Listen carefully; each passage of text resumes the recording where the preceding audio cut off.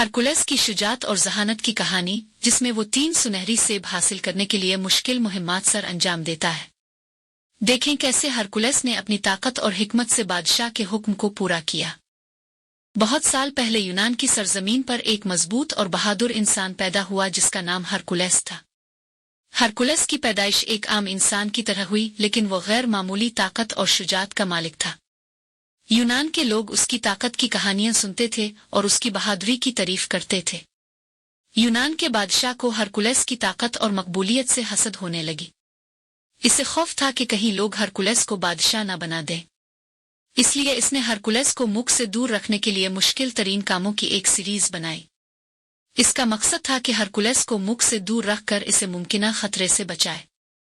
एक दिन बादशाह ने हरकुलस को 3 सुनहरी सेब लाने का हुक्म दिया। कहा जाता था कि ये सुनहरी सेब एक जादुई जगह हिस्सप्रीडीज में है, लेकिन कोई नहीं जानता था कि हिस्सप्रीडीज कहाँ है।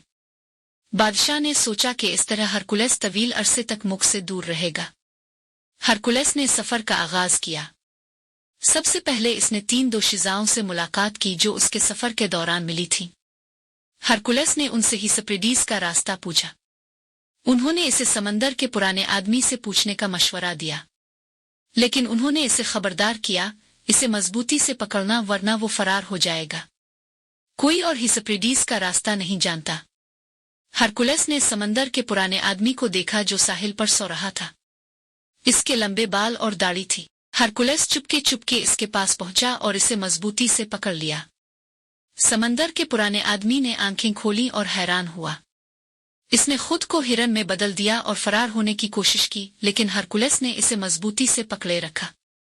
समंदर के पुराने आदमी ने मुख्तलिफ जानवरों में तब्दील होने की कोशिश की ताकि हरकुलस की गिरफ्त से आजाद हो सके, लेकिन हरकुलस ने इसे मजीद सख्ती से पकड़ा रखा।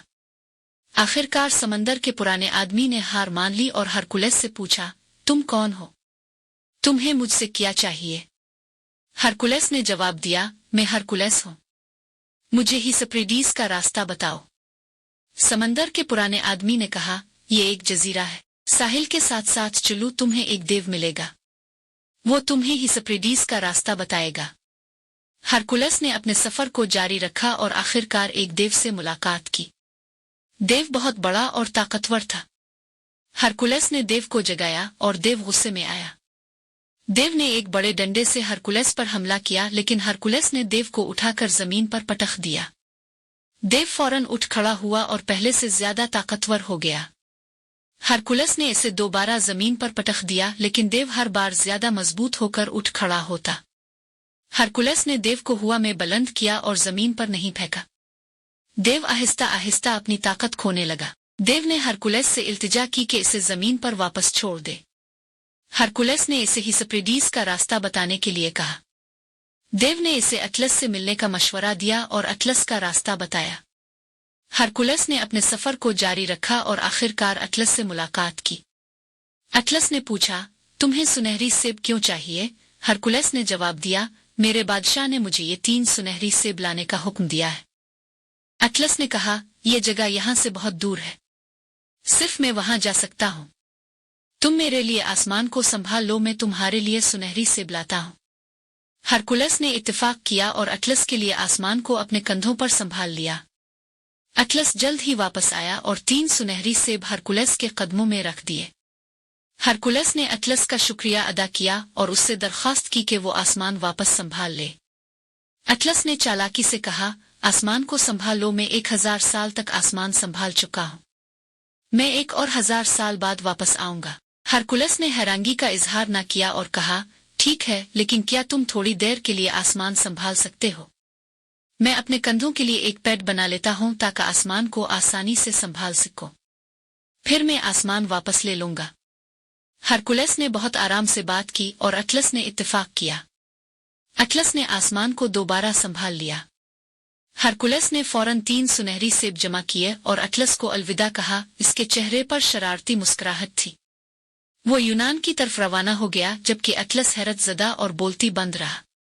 हरकुलस ने यूनान वापस आकर सुनहरी सेब बादशाह को पेश किए।